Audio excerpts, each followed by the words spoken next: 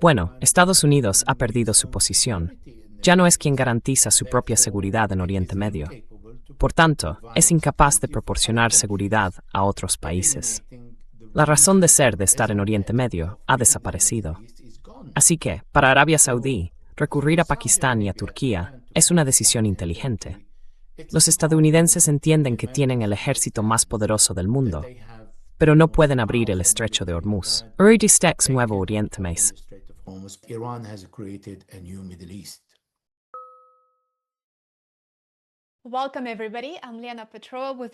Bienvenidos a todos. Soy Lena Petrova y esto es un nuevo episodio de Asuntos Mundiales en Contexto.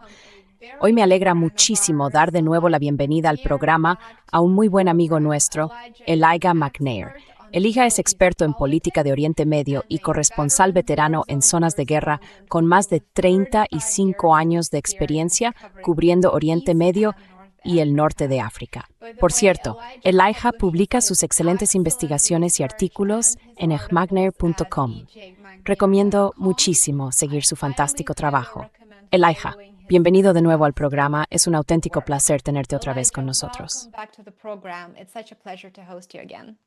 Hola Lena, y muchas gracias por esta amable presentación. Es un placer estar contigo.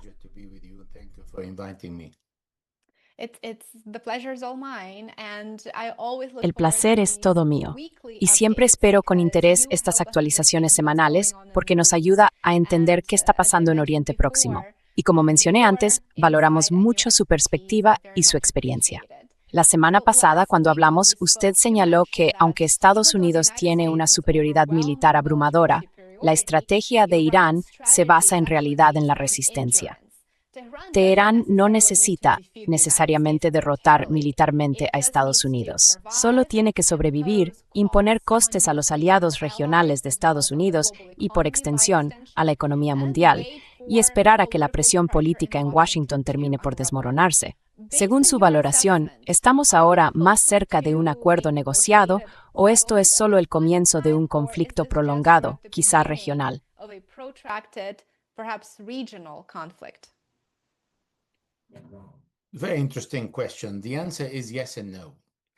Una pregunta muy interesante. La respuesta es sí y no, y voy a explicarlo. En primer lugar, entendemos que Donald Trump lo ha intentado todo para imponer sus condiciones a Irán, porque no logró ganar la guerra, no logró cambiar lo que él llamaba el régimen en Irán, no logró quedarse con el petróleo. Eso es lo que dijo que quería. No logró derrotar a los iraníes, ni imponer todas sus condiciones a la República Islámica. Y por último, no logró imponer un 20% a la navegación en el estrecho de Hormuz.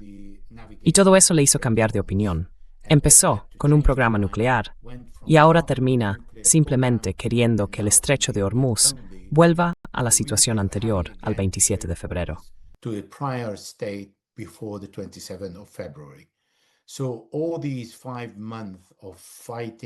Así que estos 5 meses de combates, de destrucción, de un poder abrumador de Estados Unidos e Israel atacando a Irán, e Irán atacando todas las bases estadounidenses e Israel en distintos países, como Jordania, Irak o los países del Golfo, todo eso no ha logrado imponer a Irán las condiciones de Estados Unidos. Ahora los estadounidenses quieren la apertura del estrecho de Hormuz. Eso tiene muchas consecuencias para ellos. La apertura del estrecho de Hormuz no va a producirse según los dictados de Estados Unidos. Y no va a producirse en los términos de Estados Unidos. Al contrario, va a producirse en los términos de Irán.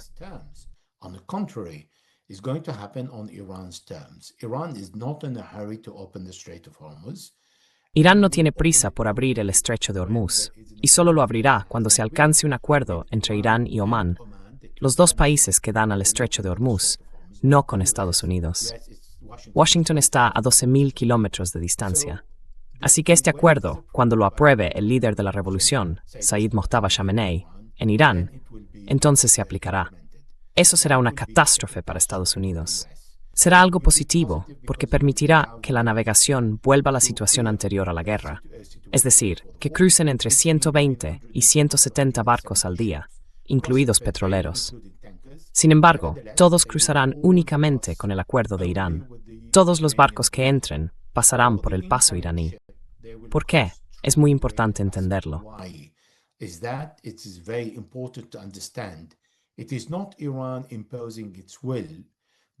No es Irán quien impone su voluntad, pero también es Irán quien inspecciona todos y cada uno de los barcos, porque el suministro de armas y de todo lo necesario para las bases estadounidenses en Oriente Medio atraviesa el estrecho de Hormuz. Irán no dijo nada durante décadas, mientras los estadounidenses abastecían a sus fuerzas en Oriente Medio y las preparaban para el día en que iniciaran una guerra contra Irán. Los iraníes dicen, estas armas ya no van a cruzar el estrecho de Hormuz. Solo los buques civiles, el petróleo y el gas. A la salida, cruzarán por el paso meridional omaní. Sin embargo, no cruzarán sin el acuerdo de Irán. Así que los iraníes tienen que aprobar todos y cada uno de los barcos y petroleros, de petróleo o energía, que crucen el estrecho de Hormuz, y cobrarán tasas por el servicio.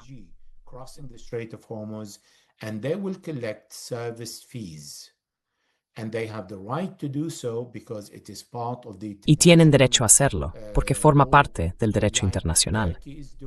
Igual que hace Turquía en el Bósforo, cobra tasas por la navegación, por el medio ambiente, por los servicios, por la seguridad, y ellos cobrarán esas tasas. Ahora, los iraníes hablan de entre un 5 y un 7%, muy por debajo del porcentaje que Donald Trump dijo que cobraría, un 20% en un momento dado del conflicto. El problema para Estados Unidos empieza aquí. Primero, significa que Estados Unidos queda fuera. Segundo, significa que Irán se ha impuesto en el estrecho de Hormuz. Tercero, plantea cuál será el próximo estrecho, el de Malaca, Indonesia, Panamá. ¿Qué va a pasar con otros pasos, con otros puntos de estrangulamiento importantes?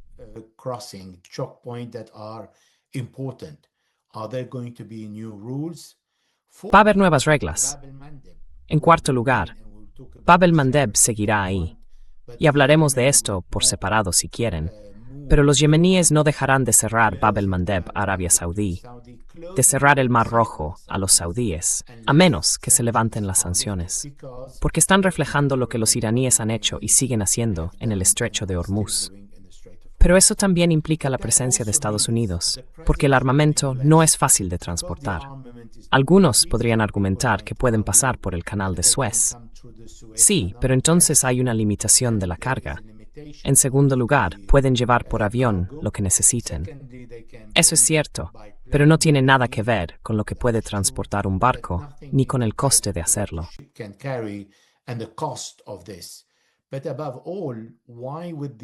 Pero sobre todo, ¿por qué permanecerían estas bases estadounidenses si Irán logró imponer su voluntad a Estados Unidos? Por tanto, las bases estadounidenses en el Golfo se han convertido en una verdadera carga, porque no consiguen protegerse ni siquiera a sí mismas. Han sido destruidas o han sufrido daños graves, según las imágenes por satélite de The New York Times. Y no tienen intención de seguir defendiendo a los países del Golfo, porque no lo han hecho. El mero hecho de que fueran a Oriente Medio tenía como principal excusa defender a estos países frente al demonio de Irán que iba a atacarlos. Y antes del 27 de febrero de 2026, Irán nunca atacó a estos países. Así que todas esas razones hoy ya no valen.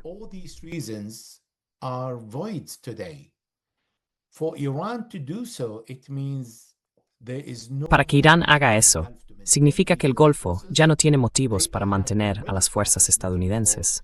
Ya han empezado a buscar otras formas de defensa, con el pacto que hoy han firmado con Turquía y Pakistán. Y no necesitan vender su petróleo exclusivamente en dólares estadounidenses. Así que el petrodólar está amenazado. Además, Arabia Saudí y otros países del Golfo están comprando hoy un porcentaje muy alto de sus armas y de su defensa aérea a China. Esa es otra señal, porque demuestra que los países del Golfo ya tienen una idea clara sobre su futuro con Estados Unidos. Así que, si no quieren las bases estadounidenses, tampoco quieren que los estadounidenses les chantajeen diciendo, oh, Irán va a atacaros.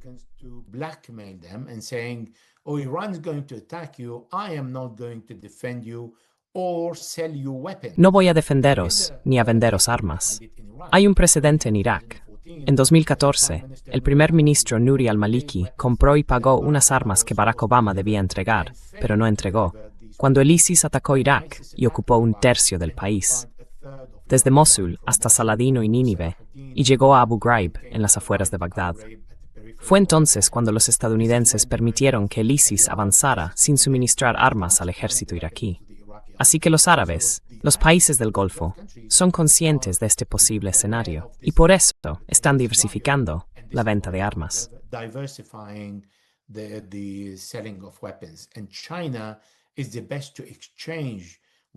Y China es la mejor opción para intercambiar armas por petróleo.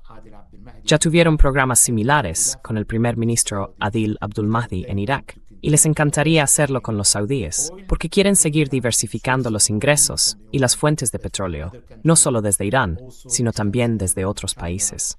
Pero estos países también quieren a China por otras razones: seguridad, comunicaciones, proyectos y defensa. Así que esto realmente va a dar lugar a un Oriente Medio completamente nuevo.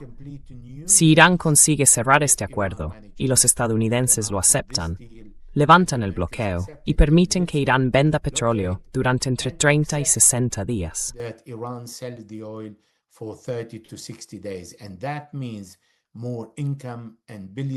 Y eso significa más ingresos y miles de millones de dólares para Irán por la venta de petróleo.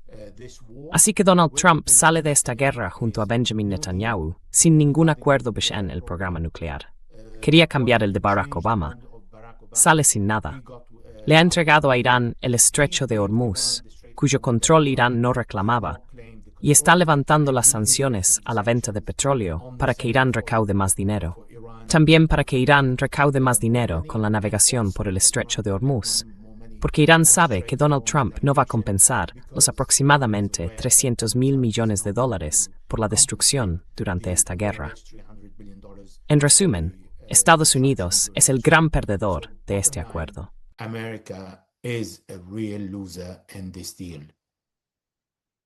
You mentioned so many fascinating Ha mencionado muchos factores fascinantes y por supuesto el ángulo de China es bastante interesante y es algo de lo que realmente no oímos hablar mucho. Pero China y su capacidad para fomentar vínculos económicos en todo Oriente Medio e incluso, por ejemplo, en toda África, sin duda amenazan a Estados Unidos, porque ahora se considera a Estados Unidos un agresor, y lo ha sido. Así que creo que Washington tiene que despertar a la realidad y ver que librar guerras y guerras por delegación no te da realmente el poder y el estatus que quizá te daba en los años 90. El mundo ha cambiado sin duda, pero es muy interesante lo que ha mencionado.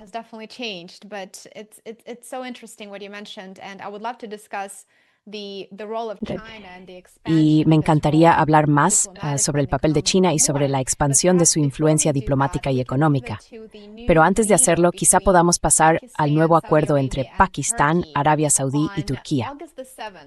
El 7 de agosto se anunció que habían firmado un tratado de defensa que establece que un ataque armado contra uno de los estados se considerará un ataque contra todos. Y por supuesto, eso suena muy parecido al artículo 5 de la OTAN, aunque estoy seguro de que hay muchas diferencias. Pero desde luego hay una similitud. Así que, ¿qué interpretación hace de este nuevo tratado? ¿Y qué significa realmente para Estados Unidos como tradicional garante de la seguridad en Oriente Medio?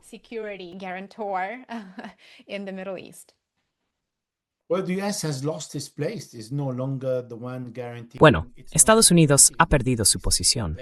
Ya no es quien garantiza su propia seguridad en Oriente Medio. Por tanto, es incapaz de proporcionar seguridad a otros países. La razón de ser de estar en Oriente Medio ha desaparecido. Así que, para Arabia Saudí, recurrir a Pakistán y Turquía es una decisión inteligente. Pero de esto se lleva hablando los 2 últimos años, y el momento del anuncio es importante. Me alegro de que lo haya mencionado, porque es bueno hablar de ello. ¿Por qué los saudíes querían que este acuerdo saliera ahora? Primero, por el 40º día de conmemoración del imán Hussein, el imán de los chiíes, que enseñó a los musulmanes chiíes el significado del sacrificio. Por eso, la resistencia, cuando va a la guerra, no considera que esté perdiendo, sino que está ofreciendo sacrificios.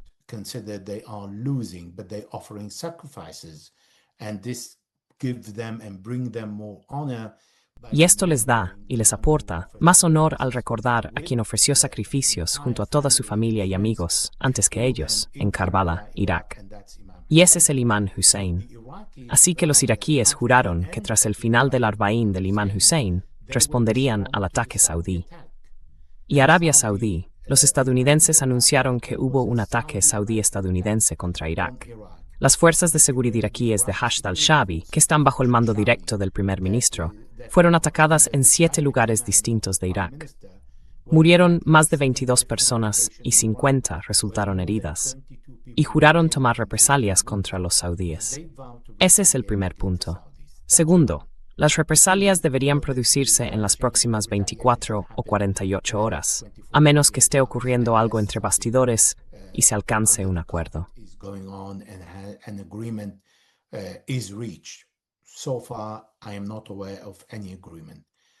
Hasta ahora no tengo constancia de ningún acuerdo.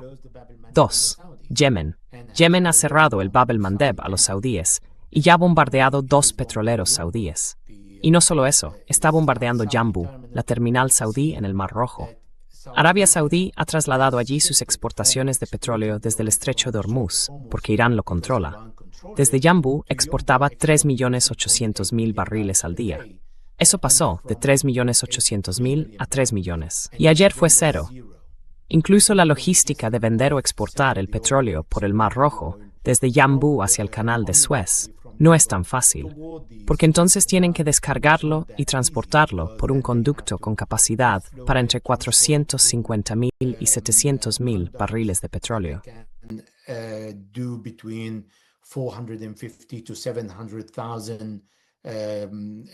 Por transporte, o tienen que maniobrar con un petrolero más pequeño, pero no con el más grande, que puede contener 2 millones de barriles. Los petroleros de 2 millones de barriles no pueden cruzar el canal de Suez. Así que toda la logística y el coste para que los saudíes vendan petróleo a Asia implican añadir entre 4 y 6 semanas. Eso incrementa el coste, y al aumentar el coste, también aumenta el seguro. Y aquí es donde los países se quejan de la subida de precios. El coste del seguro se ha disparado, de 250.000 para un barco grande, a 1 millón y 2 millones, solo en seguros. Por todo eso, los países piden una reducción del precio del petróleo debido a todos estos gastos.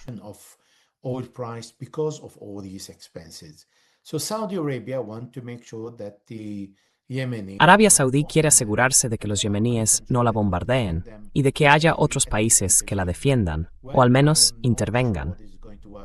Bueno, no estoy seguro de que esto vaya a funcionar ni con Irán ni con Yemen, porque si los estadounidenses atacan a Irán desde Arabia Saudí, Irán responderá. No veo a Turquía o Pakistán, los 2 mayores aliados de Irán, empezando a atacar a Irán por este pacto. Este pacto está bien, psicológicamente, porque ofrece una especie de disuasión. Pero incluso el acuerdo de la OTAN, el artículo 5, como usted ha señalado acertadamente, no funcionó cuando Turquía derribó un avión ruso en Siria. Entonces, el presidente Erdogan corrió hacia la OTAN diciendo, artículo 5, venid a protegerme, porque Rusia va a atacarme.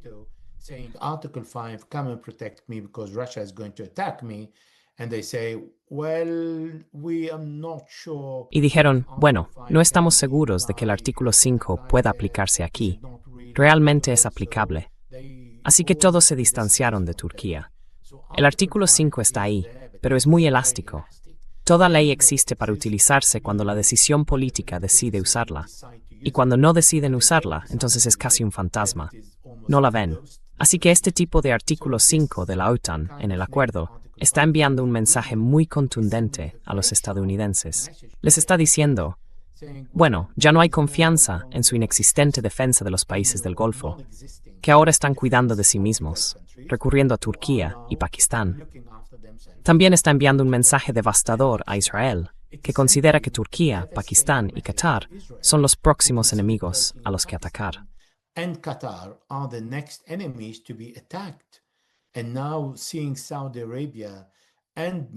Y ahora vemos a Arabia Saudí y quizá otros países del Golfo la sigan, dependiendo de cómo se desarrolle la dinámica y de cómo vayan a enfrentarse a los estadounidenses. Porque Kuwait es un país pequeño y se siente en deuda con Estados Unidos por la ocupación de Kuwait por Saddam Hussein y por George Bush, que expulsó a Saddam Hussein de Kuwait. Es un país pequeño. No creo que vayan a enfadar a los estadounidenses hasta ese punto. Los emiratíes tienen un pie en Israel y otro en Estados Unidos, no en Arabia Saudí. Así que no veo que estos países vayan a seguirlos en absoluto, salvo que estén realmente bajo presión saudí para unirse a ese pacto. Pero es irrelevante. Lo que hizo Arabia Saudí fue protegerse de Irán, protegerse de Yemen y de Irak.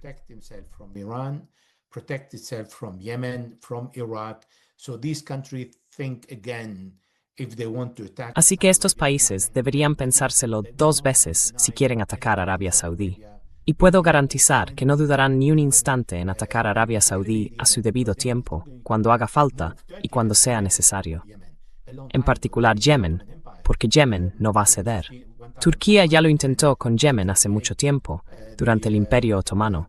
En 1538, el Imperio Otomano ocupó Saná y luego entró en guerra con los saidíes. Y los saidíes se impusieron, creo, varios años después.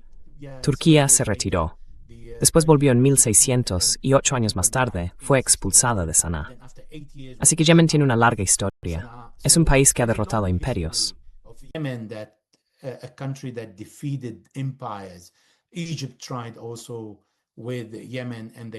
Egipto también lo intentó con Yemen y fracasó.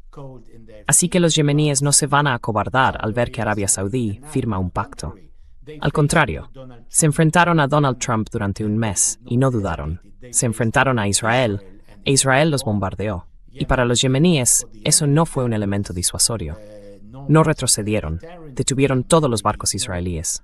Así que este hecho, como he dicho, envió mensajes en distintas direcciones. Los estadounidenses no están contentos. Los israelíes están furiosos. Los iraníes les dicen a los saudíes, bien hecho y buena suerte. Si permiten que otros países como Estados Unidos utilicen su territorio para atacarnos, tomaremos represalias. Y los yemeníes continuarán su guerra con los saudíes.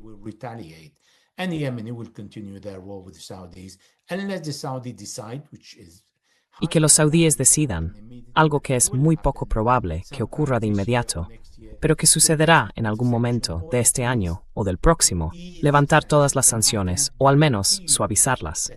Y puedo garantizarles que esto va a ocurrir este año. Los saudíes empezarán a suavizar las sanciones sobre Yemen, sobre Saná, para empezar a participar en las negociaciones. No quieren dar la impresión de que se han rendido ante los yemeníes, pero cederán algo para iniciar un diálogo largo y luego se tomarán su tiempo para levantar todas las sanciones. Pero se detendrán porque entenderán que este hecho no va a protegerlos. Pero es interesante lo que ha ocurrido.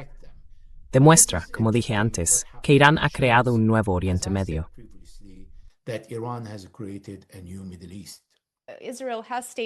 Israel ya ha dicho antes que Turquía será la siguiente después de Irán, como usted ha mencionado.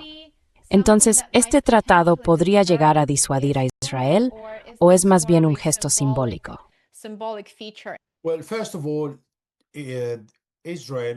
Bueno, en primer lugar, Israel no va a atacar a Turquía, porque no hay fronteras directas entre Israel y Turquía.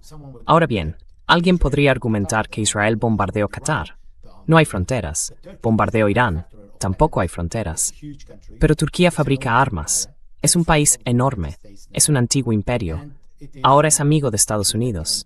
Y no es un país al que se pueda perturbar fácilmente. Lo que Israel puede hacer contra Turquía es golpear Siria, afectar a la estabilidad de Siria, crear caos en Siria, colocar coches bomba en Siria y asegurarse de que no haya paz en Siria. Apoyando a los drusos en Suwaida, ocupando parte del sur y cruzando las fronteras continuamente, como están haciendo. Lo hicieron ayer y anteayer.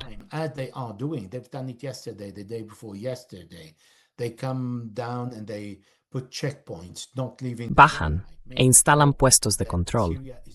No abandonan los altos del Golán y se aseguran de que Siria no sea estable. Eso es lo que pueden hacer. Porque cuando Turquía ha querido establecer una base militar o un aeropuerto, Turquía lo hará en Siria, independientemente de la inestabilidad. Pero eso es lo que los israelíes consideran el punto débil de Turquía, perturbar a Turquía, porque está arraigado en la agenda de la extrema derecha israelí, como el partido Likud, como el partido de Ben-Gvir, como Bezalel Smotrich. Hablamos del primer ministro Netanyahu, del ministro de Seguridad, Ben-Gvir, o del ministro de Finanzas. En este gobierno, si ganan, lo cual es poco probable, aunque podría ocurrir, es poco probable que ganen otras elecciones y que Netanyahu siga en el poder. No es algo confirmado porque los estadounidenses no lo quieren.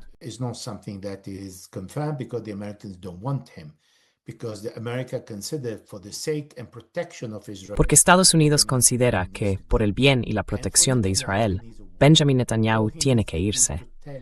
Y Netanyahu necesita una guerra. O como mínimo, necesita decirle a la sociedad israelí que todos se están convirtiendo en belicistas y genocidas, fomentando la demonización de los palestinos, la ocupación del Líbano, la ocupación de Siria, el bombardeo de Irán, la destrucción de la infraestructura iraní, incluida la infraestructura civil, y creando caos en Asia Occidental. Esta es hoy la mentalidad de la sociedad israelí. Por eso, Israel necesita mantener este lenguaje, al que la sociedad israelí se ha acostumbrado desde el 7 de octubre. Ya ocurría antes, pero no hasta ese nivel.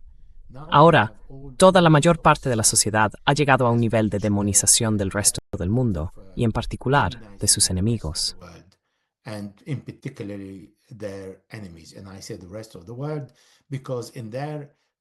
Y digo el resto del mundo, porque desde su visión nacionalista de extrema derecha, consideran al resto del mundo sus sirvientes. Por eso, al decirles que Turquía es el próximo enemigo, y al crear realmente un enemigo muy grande, Benjamin Netanyahu está diciendo: mantenedme en el poder, porque tenemos mucho trabajo que hacer. Y puedo ir a la guerra contra un país de la OTAN, y la OTAN no va a defender a Turquía en caso de que Israel ataque. Eso se sabe. Por eso habla de Turquía. Pero entonces recibe una bofetada, porque Benjamin Netanyahu dijo que todos los países del Golfo vendrían y harían cola, esperando poder tratar con él y normalizar las relaciones con Israel. Ahora vemos a Arabia Saudí alineándose con Turquía, el enemigo, y con Pakistán, el segundo enemigo del que habló Benjamin Netanyahu. Es un mensaje realmente contundente el que algunos de ellos están enviando a Israel.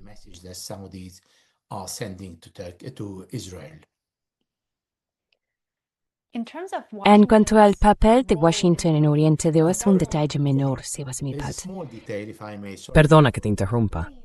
Das Frau, Engad.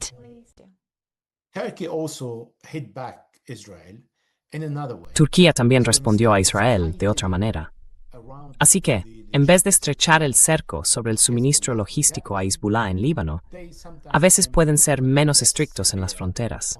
Pueden interceptar 1 o 2 envíos para mostrar a los estadounidenses y a los israelíes lo que Siria y Turquía pueden hacer, pero también lo que no pueden hacer.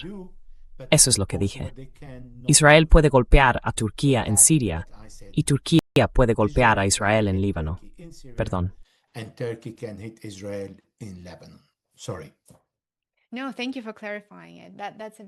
No, gracias por aclararlo. Es un detalle muy importante. Es interesante porque el papel de Estados Unidos en Oriente Próximo está cambiando de forma drástica ante nuestros ojos. Irán está negando, de hecho, a Washington la satisfacción de lograr tanto una victoria militar como una victoria política. Y está bastante claro que la administración ante Israel no son capaces de alcanzar sus objetivos estratégicos.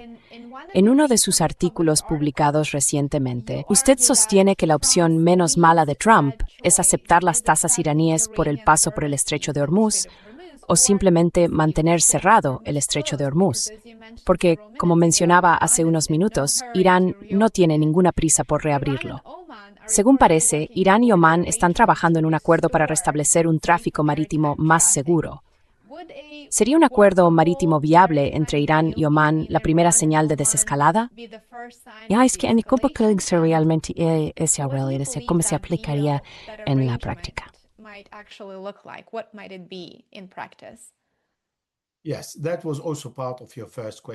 Sí, eso también formaba parte de tu primera pregunta, y perdona si se me ha pasado. Así que lo que va a ocurrir ahora es que Donald Trump desea desesperadamente un acuerdo que abra el Estrecho de Hormuz, independientemente de lo que vaya a afrontar dentro del país.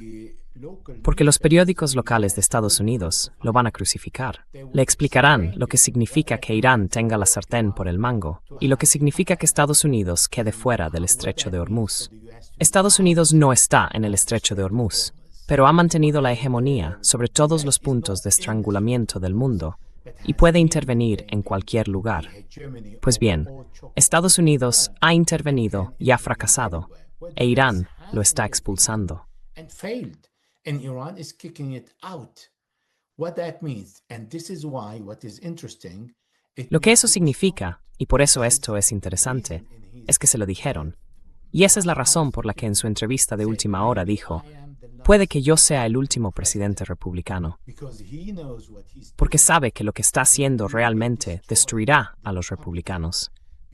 Los republicanos quedarán extremadamente perjudicados por su acto al mostrar lo que le ha dado a Irán, algo que Irán no tenía antes de la guerra del 27 de febrero de 2026. Lo que Irán tiene ahora es más rico, más poderoso, domina Oriente Medio, es el policía de Oriente Medio.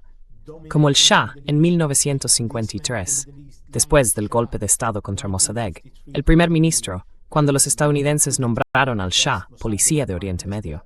and the Americans appointing the Shah as a policeman of the Middle East. And now Iran is Y ahora, Irán está derrotando la hegemonía estadounidense en Oriente Medio. Irán se ha autoproclamado el policía de Oriente Medio.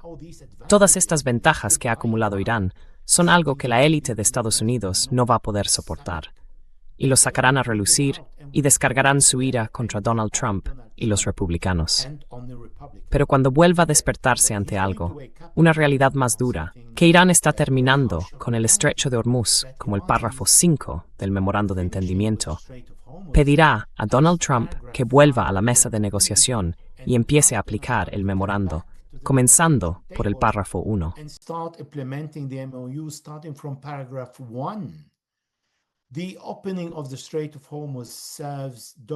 La apertura del estrecho de Hormuz beneficia a Donald Trump en el precio del petróleo, porque los estadounidenses están pagando más de $4 y pico por galón.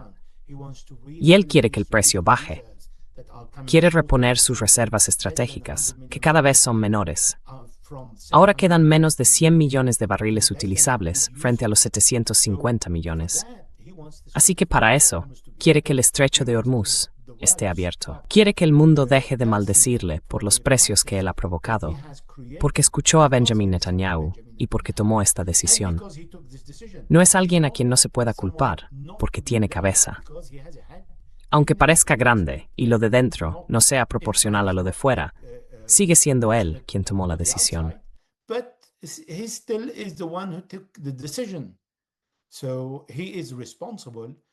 Así que él es responsable y va a tener que hacerle frente. ¿Y qué pasa con los activos congelados? Bueno, unos 110.000 millones de dólares. Los queremos de vuelta. Esto es lo que va a decir Irán. ¿Y cuándo los van a pagar? ¿Y qué pasa con las sanciones? Levanten todas las sanciones. ¿Y qué pasa con la guerra en el Líbano? Detengan la guerra, dijo Mujtaba Khamenei, y todos los funcionarios y los líderes de la Guardia Revolucionaria no van a mostrarse públicamente hasta que la guerra termine oficialmente. Y después, una seria amenaza a Israel y a Estados Unidos en caso de que la guerra vuelva. Por supuesto, no hay confianza en lo que puedan decir los estadounidenses. Donald Trump no respeta su firma.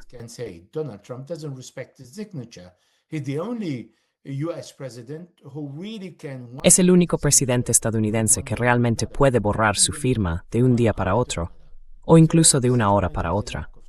Por eso hay falta de confianza. Y por eso queda un largo camino antes de que los iraníes empiecen a hablar del asunto más importante al que Donald Trump se va a enfrentar, el programa nuclear. ¿Dónde está el programa nuclear? No hay acuerdo. Toda esta guerra y todo este caos, sin hablar del asunto principal por el que dijiste que ibas a la guerra. Por eso no creo que Donald Trump vaya a lograrlo antes de que termine su mandato, resolver todos estos nudos uno tras otro. Y no creo que Irán vaya a darle ese gusto.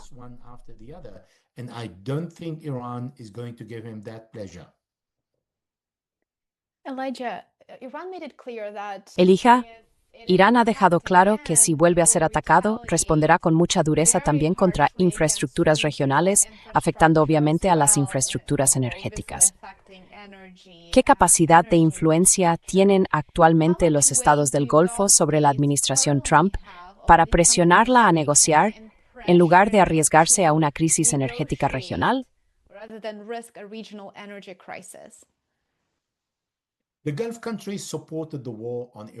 Los países del Golfo apoyaban la guerra contra Irán antes de febrero. Pero cuando empezó la guerra y vieron las consecuencias, en primer lugar, no creían que Irán fuera a cerrar el estrecho de Hormuz, como los estadounidenses. No creían que Irán fuera a bombardearlos, como los estadounidenses. Incluso propusieron que podían responder como mera escenificación. E Irán dijo, os declararemos oficialmente la guerra y os destruiremos. No irán a la guerra contra Irán. Y ahora, no quieren que esta guerra continúe por una sola razón. Si tuvieran la garantía de que Estados Unidos e Israel pueden ganar, pagarían hasta el último céntimo, incluso 10 años adicionales de suministro de armas a Israel y a los estadounidenses, si les garantizan el éxito. Pero ahora, incluso los estadounidenses y los israelíes son plenamente conscientes de que no hay posibilidad de éxito.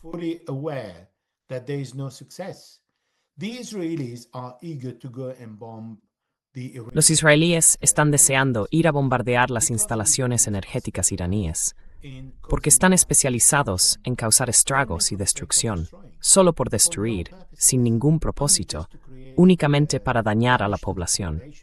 Esa es su especialidad, y se les da muy bien. Pero los estadounidenses están pensando un poco más allá, de una forma más estratégica. Aunque Donald Trump diga, quiero destruir todo el legado que tenéis como imperio a lo largo de los siglos, aunque diga, destruiré toda vuestra energía, no puede hacerlo, porque eso no va a abrir el estrecho de Hormuz. Y hoy todo el mundo es consciente de ello. Y saben que el estrecho de Hormuz no se va a abrir si Donald Trump reanuda la guerra. Así que la guerra no va a ocurrir. Y la presión, creo, por parte de Donald Trump será solo de nuevo un bloqueo y todas las sanciones financieras. Pero hoy no hay ninguna opción de volver a la guerra, porque no le sirve a nadie.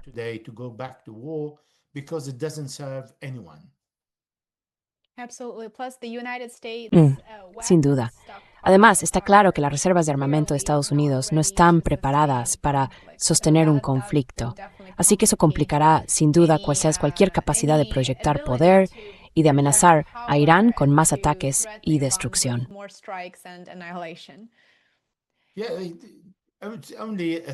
Sí, es solo una amenaza. Y cada vez que Donald Trump lanza una amenaza, Irán aplaza el anuncio del acuerdo sobre el estrecho de Hormuz. Quieren que guarde silencio, algo imposible para Donald Trump, al menos durante 24 o 48 horas, para poder anunciarlo. Y cuanto más amenazas lanza contra Irán, menos dispuestos están a darle ese gusto de anunciar algo que va contra él, algo estratégicamente devastador para Estados Unidos. Sin embargo, los iraníes no le van a conceder ese pequeño placer táctico de atribuirse el mérito de algo que no está haciendo.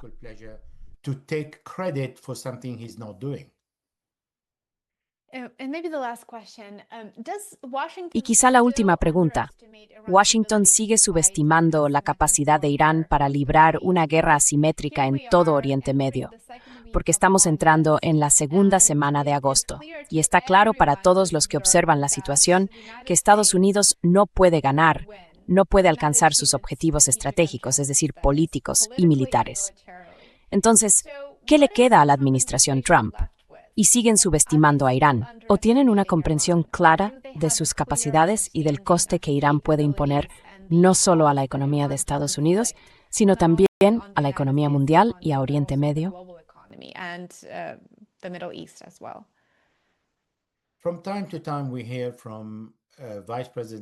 De vez en cuando oímos al vicepresidente Vance, o incluso a Donald Trump, decir cosas como, son gente dura, no es fácil tratar con Irán.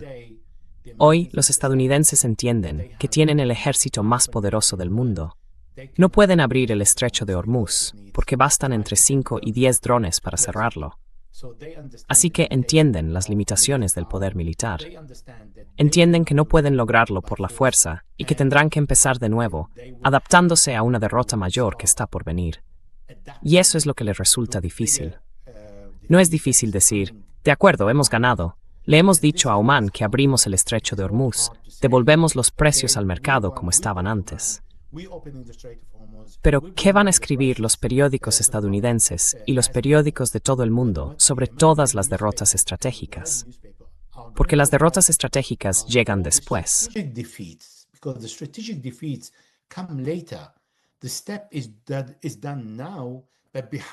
El paso que se da ahora. Pero detrás hay 100 interpretaciones. Esto es lo que les está resultando difícil a los estadounidenses. A ningún imperio le gusta que le digan que está cayendo. Y esta es la parte más difícil para los estadounidenses. Entienden que los iraníes no pueden ser derrotados, en el sentido de que los estadounidenses no pueden imponer su voluntad. Los iraníes se niegan a someterse y lucharán, y eso va a provocar el declive del imperio estadounidense. Es algo extremadamente difícil de digerir. Si lo miras con perspectiva, desde lejos, dices, Irán realmente está dando el primer empujón al imperio estadounidense hacia el gran agujero en el que los estadounidenses se han metido. Y van en esa dirección. Es una caída libre. No se detendrán.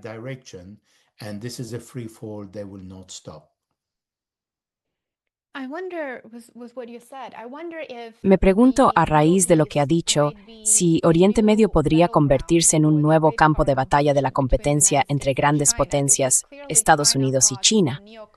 Porque evidentemente, los halcones antichinos y los neoconservadores del Congreso estadounidense no están a favor de perder sus ventas de armas, ni el estatus del petrodólar, ni por supuesto los flujos de energía hacia China.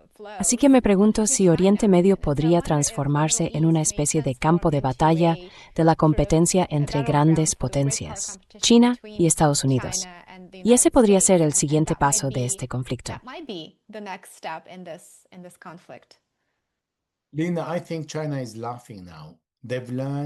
Lena, creo que China se está riendo ahora.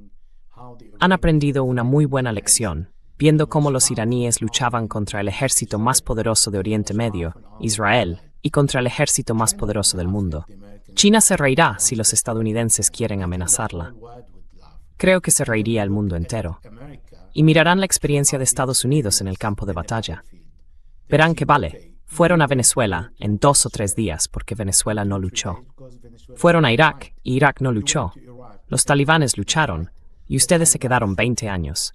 Y después de 20 años, les devolvieron el mismo sistema de gobierno que volvió al poder en Kabul. Y luchan contra Irán. Irán está dispuesto a luchar. Y este es el resultado. ¿Y quieren ir a China? No creo que ningún presidente estadounidense se atreva a decirlo.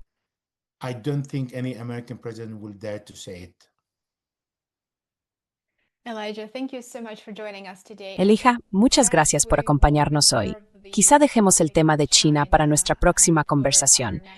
Me encantaría retomarla pronto, ojalá la semana que viene.